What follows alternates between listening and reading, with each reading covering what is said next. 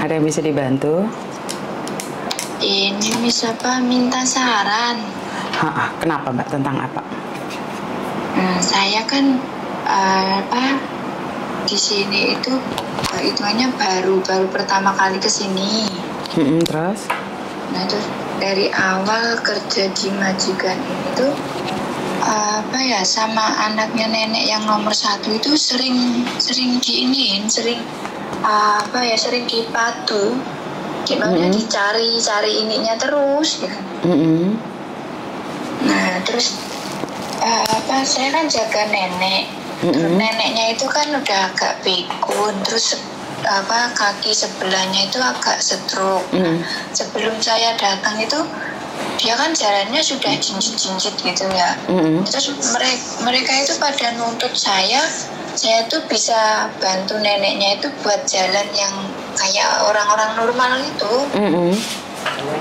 Jadi saya tuh dituntut, terus saya sendiri juga bingung, anaknya 3. Nah mereka itu pada iniin saya semua, katanya saya nggak bisa jaga ibunya, nggak bisa kerja, katanya Taiwan tapi kok nyampe sini nol, nggak tahu apa-apa gitu.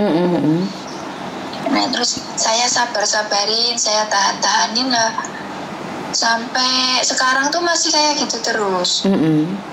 Nah terus keadaan ibunya kan namanya sudah tua ya, makin hari makin lemah, makin nggak kuat ya, tapi dipaksa terus disuruh banyak kegiatan, dikasih, jadi setiap hari itu dikasih jadwalnya itu dari bangun tidur nyampe mau tidur tuh ada aja, pokoknya tuh kayak nggak dikasih kesempatan buat istirahat tenang gitu loh ibunya tuh. Nah pas awal bulan sebelum Natal itu ibunya pingsan pas di mana itu, di gereja Laiciko sana, terus dibawa ke rumah sakit, nginep di rumah sakit, terus pulang orang tua habis dari rumah sakit kan pasti ya ada perubahan, entah itu fisiknya lemah apa kekuatannya udah menurun ya, tapi sama anaknya itu tetap aja disuruh ini, katanya tuh ibu saya sekarang kayak gitu tuh karena kurang gerak, kurang olahraga gitulah, tetap saja dikasih jadwal yang full, suruh banyak olahraga. Nah sampai akhirnya awal Februari sekolah di Mefu tuh pingsan lagi. Pingsan terus masuk rumah sakit lagi. Nah kayak gitu lagi, nginep di rumah sakit di Mefu sana, pulang-pulang tuh udah beda lagi, udah agak parah lah. Nah terus tapi anaknya tuh tetep ini yang disalahin itu saya. Nah terus yang nomor 1 itu pokoknya setiap saya ada disuruh begini nggak benar, nggak ada yang kurang pas gitu, pasti itu terus emosi terus ujung-ujungnya kayak sekarang kamu pikir-pikir kamu kerja di sini tuh gimana, kamu job ini cocok enggak, suka apa enggak, kayak gitu. Kayak seakan-akan tuh kalau memang majikan nggak cocok sama saya tapi nggak mau nginterminate saya, tapi kayak saya tuh digiring biar saya itu nggak betah di sini, biar keluar sendiri gitu. Oke, sampean tahu saya lagi live masuk di YouTube sama di Facebook? Sampean tahu? Pernah lihat, cuman karena di sini saya banyak peraturan ya mem, saya tuh nggak bisa pegang HP dengan bebas. Ini aja rumah kecil CCTV-nya 3. Bukan. Ini karena neneknya. Kamu tahu kan setiap kali telepon masuk ke saya secara langsung dan tidak langsung masuk di YouTube sama di Facebook, kamu tahu kan? Iya. Jadi berhati-hati, jangan pernah menyebut nama siapapun termasuk namamu sendiri, karena saya tidak ingin setelah viral kalian minta take down. Paham ya? Iya, berarti nggak perlu menyebutkan nama, entah itu nama majikan, entah nama siapa gitu, nggak boleh. Iya, kan kamu tahu saya dari Facebook dan YouTube tuh Mbak, bener nggak sih? Iya. Iya, terus ada temen yang ngasih nomor ini juga, nomor telepon. Oke, pertama sampai di situ berapa lama? 11 bulan. 11 bulan. Kenapa kamu nggak telepon sama agentmu? agent sudah saya ini tapi disuruh sabar gitu terus. Sebenarnya masalah kerjaan kan nggak ada masalah toh Mbak, cuma nyuruh nenekmu olahraga aja kan, bener nggak? Masalah kerjaan sebenarnya saya sudah ngikutin jadwal, kan setiap hari dikasih jadwal. Nah saya sudah ngikutin, tapi apa ya, mereka itu nuntutnya tuh neneknya tuh harus ngikutin kemauan mereka, harus bisa begini, harus seperti olahraga ya. Olahraga itu nggak sembarangan olahraga, harus pas gitu. Padahal fisiknya nenek kan sudah nggak bisa gitu. Oke. Nah nanti saya yang dimarahin. Oke. Jadi kan masalahnya cuma di peraturan mereka yang bisa dibilang sampai nggak suka, begitu. Karena kondisi nenek tidak sanggup. Bukan saya nggak suka sama peraturan, tapi kayak saya itu digiring biar saya keluar gitu. Nah, sekarang ini belum selesai ya Miss, gini. Awal bulan Mei itu yang nomor 1 ini bilang ke saya, katanya terus terang ibu saya sekarang sudah, saya lihat sudah agak parah. Saya itu pengen ambil semacam perawat, bukan kayak seperti mbak-mbak kayak gini gitu, tapi adanya itu dari Filipina. Nah terus nyaranin saya, kan saya nanya gini lah, kalau mau ambil perawat berarti nanti di rumah ini ada 2 CC kan, saya gitu. Nah jawabnya, ya enggak, orang rumah kecil gini ngapain ngambil 2 gitu. Nah berarti saya harus gimana? Saya disuruh notis kan, saya gituan. Masalahnya dari awal itu, dari dulu tuh kayak yang nomor 1 ini selalu nginiin saya biar saya tuh keluar, padahal jelas-jelas pas ditelepon dia bilang ke saya nggak bakalan interminit kamu. Kalau kamu nggak suka di sini, nggak suka dengan kerjaan ini, ya silahkan kamu resign sendiri, katanya gitu. Nah saya curhat ke agent toh, malah majikan nuduh saya ngada-ngada, saya itu bicara yang bohong gitu loh. Padahal di telepon jelas-jelas yang nomor 1 itu ngomong ke saya sendiri begitu. Oke. Tapi gini loh Mbak, satu hal lagi, di Hong Kong kan memang kayak gitu ya, orangnya keras-keras ya. Jadi kalau nggak suka ya udah pergi aja. Bukan berarti dia nyuruh kamu pergi, kan itu kamu yang menyatakan suka atau tidak suka, kan kamu sayang. Kalau kamu tidak suka kan kamu boleh pergi. Ya bukan majikan nyuruh kamu pergi, bener nggak sih? Iya, tapi ini majikan itu kayak nyerang terus biar saya tuh nggak betah, Nah, terus bilang ke saya, kamu itu nggak bisa jaga ibuku, kamu itu nggak bisa kerja, nggak bisa apa-apa. Taiwan tapi nyampe sini sama aja kamu itu nipu saya kayak gitu lah. Terus saya kan gini, ya memang saya dulu tuh Taiwan, tapi kan saya dulu kerjanya begini. Saya sudah jelaskan dari awal semua. Nah, terus saya di sini tuh saya sudah berusaha ngikutin apa maunya mereka, peraturan mereka, jadwal mereka itu saya sudah iniin. Tapi tetap aja yang ada yang nggak benar gitu loh. Kalau memang nggak cocok sama saya, kalau memang pengen cari yang lebih dari saya, ya nggak apa-apa, saya dibalikin ke kantor aja kan, saya begitu. Tapi pada nggak mau jadi tuh kayak kamu pikir-pikir sendiri, kalau kamu nggak ini di sini ya kamu mundur aja gitu. Jadi saya itu disuruh ini sendiri gitu.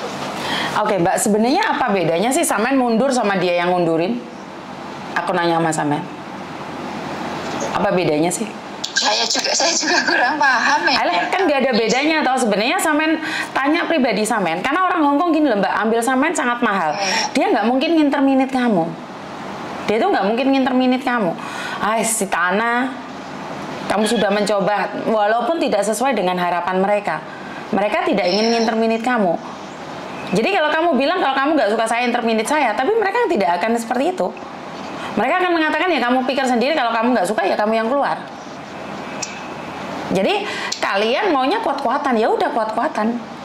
Sementara sama sudah 11 bulan. Di sini itu seperti Mbak. Samen dengerin saya ngomong dulu. Samen sudah ngomong hampir 15 menit. Jadi giliran saya ngomong. Lah Samen ngomong, aku ngomong. Aku bisa prediksi bahwa Samen itu ngengkelan. Paham nggak maksud saya? Kasih saya ruang untuk ngomong dulu. Lah saya ngomong sampai ngomong terus ya. Kapan giliran saya ngomong? Oh iya, maaf Miss, maaf. Di sini kamu sudah 11 bulan. Kamu harus berpikir, kalau kamu mampu, ya kamu jalanin, nggak mampu, ya lepaskan. Kenapa harus bingung? Tidak ada yang perlu dibingungkan, karena orang Hongkong ambil satu pembantu itu hampir 30 juta. Jadi mereka mikir-mikir, kalau nginterminate kamu masih beliin tiket, masih bayar kamu, masih ini, masih itu. Tapi kalau kamu ngeberikan suka-suka kamu, jadi majikan itu bukan ngepik untuk kamu pergi, bukan. Karena mereka berpikir terserah kamu. Kalau kamu nggak mau improve ya udah pergi aja. Dan tidak ada tekanan mental jika kamu merasa, karena yang aku dengar kamu merasa ditekan mentalmu. Kurang sempurna, kurang sempurna. Orang Hongkong seperti itu, Mbak. Style orang Hongkong seperti itu. Jangankan sampean, saya yang di kantor aja ditekan terus. Jadi mereka mencoba membanding-bandingkan dengan orang lain. Saya kerja di kantor, kerja di restoran seperti itu. Nah, inilah yang saya katakan tentang lifestyle Hongkong. Orang Hongkong hidupnya penuh tekanan. Nah, di rumah kan gak ada yang ditekan selain sampean, otomatis kan sampean tekanan pertamanya. Benar nggak sih? Sampean kuat dilakoni, gak kuat tinggalin ngalih. Itu aja menurut pendapat saya. Jadi di situ nggak ada masalah menurut saya pribadi. Tapi tergantung dari jenengan ada masalah apa enggak, itu kan kembali lagi pada sampean. Jadi saya paham banget apa yang sampean rasakan, tapi ingat orang Hongkong sini penuh dengan tekanan. Bukan cuma sampean yang tertekan.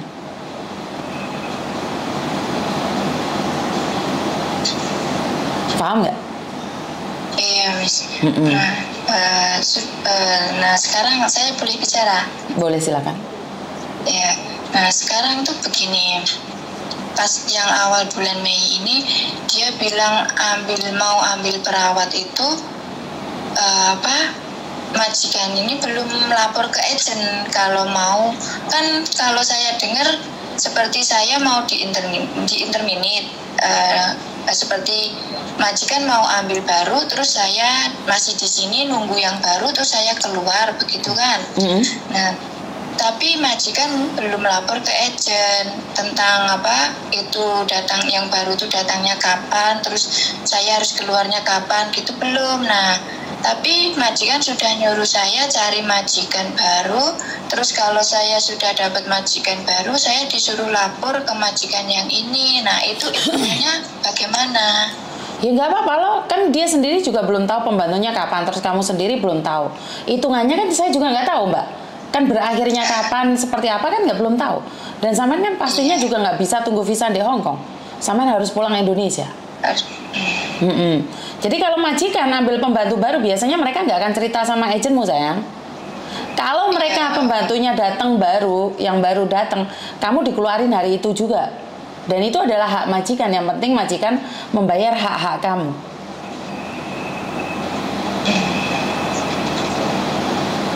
Bisa difahami? Ya, bingungnya saya di situ tuh kalau saya sekarang kan saya curhat ke agent. Nah, terus agent tuh bilang ke saya, loh, kalau memang sudah nggak butuhin kamu, kenapa majikan nggak lapor ke staf kantor gitu. Nah, terus saya sendiri juga bingung, majikan nyuruh saya nyari majikan baru. Saya tuh takutnya saya tuh masih pengen kerja di sini. Nah, terus kalau saya nyari majikan baru, terus saya dapat majikan baru, otomatis kan saya keluar. Nah, itu apa berarti saya notice? Kan seperti yang saya katakan bahwa sampean nggak bisa tunggu visa di Hong Kong. Iya. Jadi kamu harus keluar. Kalau kamu sudah merasa tidak kuat dengan mereka, ya kamu yang ngasih surat. Kalau majikan kan belum ngasih surat ke kamu, ya terserah. Kamu dulu yang mau keluar atau majikan yang nunggu keluarin kamu.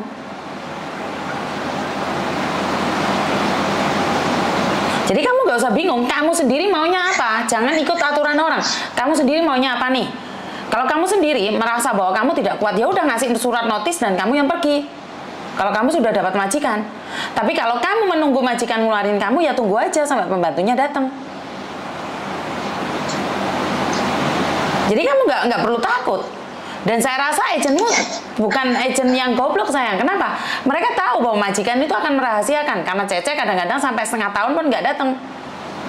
Kemungkinan besar kamu setengah tahun masih di situ. Dan kemungkinan besar 1 hari besok kamu setelah ngobrol sama saya, besok kamu dikeluarin juga bisa. Karena itu adalah hak mutlak majikan. Nah, apakah saya punya hak mutlak, Miss? Kamu punya hak mutlak juga. Jika kamu tidak suka, sekarang pun kamu boleh keluar dari majikan. Kamu bayar majikan. Iya. Jadi kalian punya hak yang sama. Bingung nggak Mas Yan? Bingung nggak? Bingung juga sih, Miss. Bukan sakarepmu Mbak. Kamu pingin keluar hari ini pun boleh. Nggak ada yang melarang kamu. Ya, asal bayar. Betul. Dan majikan bisa ngeluarin kapanpun hak majikan. Yang penting majikan bayar. Iya. Jadi nggak usah bingung, apa yang kamu bingungkan? Kamu gak kuat tinggal ngopi, tinggal pergi. Tapi kamu mengharapkan untuk tinggal di sini itu tidak mungkin. Kamu mengharapkan tinggal di sini itu tidak mungkin. Karena itu adalah peraturan. Berarti entah itu di interminute, entah itu notice, tetap aja pulang ke Indonesia. Iya, betul. Ada yang lain lagi? Ada yang lain lagi nggak? Sarannya dari Miss, saya harus saya harus ikutin majikan atau gimana? Wah, kalau saya sendiri nggak berani Mbak, karena hidup ini punya sampean. Setiap keputusan itu punya tanggung jawab. Menurut saran saya, kamu lebih baik bertahan karena sudah hampir 1 tahun kamu di situ. Tinggal ngunduh kenapa kamu harus pergi. Kalau saya ya, kalau saran saya ya. Tapi kembali lagi sama jenengan maunya apa? Karena bukan mau saya apa, tapi maunya sampean itu apa? Karena mau saya dan mau jenengan itu beda. Bertahan. Loh, kalau bertahan ya bertahan. Ya rasa dipikir, majikan ngomong apa itu urusannya mereka. Benar nggak sih? Loh, kamu mikir omongannya majikan ya gendeng dong sampean.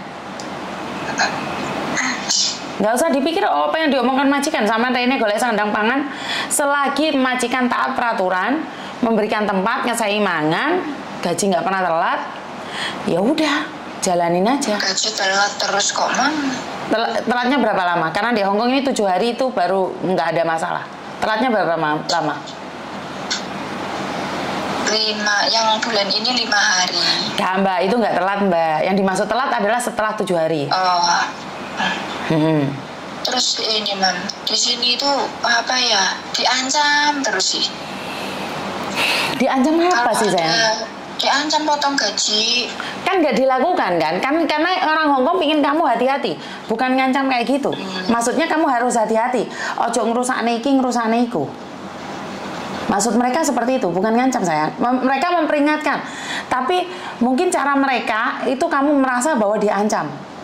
Karena aku udah bilang, style kita kan beda-beda sayang. Iya. Kalau kamu diancam itu dibunuh, dibukul, itu diancam. Lelek kamu ngerusakne barang kok ngijoli kuwi kudu diancam, Mbak. Ngomong sama hati-hati. Bener nggak sih? Ini bukan, iya. Kayak listrik, kayak gas, pokoknya itu yang berhubungan dengan uang itu pasti ujung-ujungnya tuh ke potong gaji. Lah ya kalau kamu masa gasnya gak mau pateni. Kalau gasnya kamu pakai nggak dimatiin ya bahaya, Nduk. Bukan masalah uangnya. Paham nggak sih? Bukan menurutku ancaman itu adalah untuk kamu berhati-hati. Bener nggak sih? Iya, berarti tergantung bagaimana kita menyikapinya gitu. Lah iya dong. Kalau kamu merasa bahwa itu adalah salah, gasnya mau uripe wonge gak ono, apa potong? Ya jelas di seneni to, Nduk. Sekarang kamu tidur lampunya nyala, ya di seneni. Memang bayar listrik mahal di sini. Apakah itu diancam? Ya enggak, itu peringatan. Itu biasa sayang. Di rumah mertua aja dimarahin loh sayang. Jangankan ikut majikan loh. Bener nggak sih? Kalau secara logika sampean berpikir bahwa bener nggak sih saya ngomong kayak gini? Ikut mertua, gasmu gak mateni seneni enggak? Iya. Jadi jangan berpikir bahwa apa-apa itu dituduhkan, apa-apa diancam. Enggak. Kamu merasa salah enggak? Kalau kamu nggak merasa bersalah, maka kamu akan terasa diancam. Ya kalau saya sendiri sih apa ya, majikan itu bukan pas saya lupa matiin ini, pas saya lupa matiin lampu apa itu, enggak, cuman mereka itu ngelihat dari tagihannya itu loh lah. Sedangkan saya masak pun juga masak seperlunya aja, saya pun nggak pernah masak. Mbak, sebentar, sama orangnya tersinggungan berarti. Saya pun ngomong loh sama pembantu saya, Mbak Siti ya, kenapa bulan ini apa itu listriknya naik, biasanya cuma 300-200, sekarang 1000. Apakah kita sebagai majikan salah kalau nanya, Mbak? Sebenarnya sih enggak. Hailah, kan memperingatkan untuk berhati-hati, untuk berhemat, sayang. Iya. Artinya kamu jangan baper dan jangan sensitif. Jangan baper dan jangan sensitif, itu aja. Kunci untuk kerja di sini, jangan baper, jangan sensitif. Lalu diperingatkan majikan, masa ya salah. Aku lo ngomong Mbak Siti gak sih kok, aku lo gak mangan di oma, kok larang men. Oh iya nenek potong, ya udah selesai. Kan kita nggak tahu, kan kita nggak tinggal satu rumah, Mbak. Tanya apakah salah? Kalau saya jadi majikan, wah, aku tanya sama Cece pun nggak suka loh, Cecenya nggak suka loh. Paham nggak maksud saya? Jangan terlalu sensitif. Majikan kan bebas, Mbak. Majikan bebas ngomong apa aja, bener nggak sih? Iya. Yang penting kamu nggak sensitif. Kalau kamu sensitif, hancur kamu. Yang aku dengarkan dari sini apa ya? Kayak dari pertama tuh yang nomor 1 itu pas emosi tuh main banting pintu, banting meja apa itu, saya tuh ini kayak kalau bahasa Jawanya tuh kebacut keweden. Pak kasih tahu sayang, itu stylenya orang Hongkong. Makanya kan aku dari tadi ngomong sama kamu, itu stylenya orang Hongkong. Yang rusak pintu dia, bener nggak sih? Di losno bisa nggak di losno? Bantingin wong pintu-pintumu dewe, iya nggak? Rusak emangnya kamu yang benain kan nggak juga? Bener nggak sih? Losno Mbak, pikiranmu losno. Hah? Mungkin susahnya di situ, Mama, Papa. Kalau teman-temanku bilang itu saya tuh nggak bisa los gitu. Ya, lek sama nggak bisa los mulia Mbak, geret koper. Lah kerja di Hongkong gak iso los mulia geret koper. Lho pintune mereka yang banting mereka, piring-piringnya mereka. Mbok mancine dipecahno lho, mbok babano lho. Orang urus. Mereka tidak suka mereka yang buang sampean. Sampean gak suka sampean buang dia. Itu aja selesai. Kelar ya. Bener gak? Iya, Miss. Wes ora usah drama, suka ditunggoni, gak suka ditinggal rabi. Tinggal ngalih. Iya bener? Iya. Lah moto pica kuping budek. Lah kaya ngono. Oh memang donya-donyane dhek. Kepikiran saya tuh ya kadang udah nggak apa tak biarin orang apa anggap aja ini gitu. Tapi nanti pas apa lagi tuh kepikiran. Jadi kayak naik turun gitu. Lelek sampean pikirannya naik turun, Mbak. Uripmu gak mungkin bahagia. Kamu mikirin mereka ngomong apa, mereka sudah lupa. Kamu sakit hati, mereka sudah nggak inget.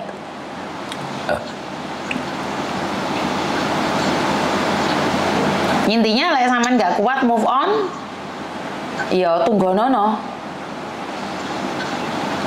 Nek sampean nggak lost doll, ya ngeluh ndasmu, Mbak. Terus sekarang kan pas hari Minggu malam tuh neneknya kan ini jatuh sakit lagi. Itu sekarang kan di rumah sakit. Nah kemarin itu dia bilang neneknya itu kena infeksi paru-paru. Nah terus kan khawatir sama saya disuruh cek. Akhirnya saya nurut, saya cek ke dokter. Terus dia nyaranin buat ronsen, saya disuruh bawa KTP, bawa duit, dan pakai duit saya dulu gitu ya. Terus nah terakhir tuh tahu habisnya berapa itu malah ini pada protes. Jurang ngurus itu protes ya urusan mereka, kudu urusanmu. Lah babano protes wong itu mbokmu. bentar Miss. Saya mau ngangkat telepon dulu.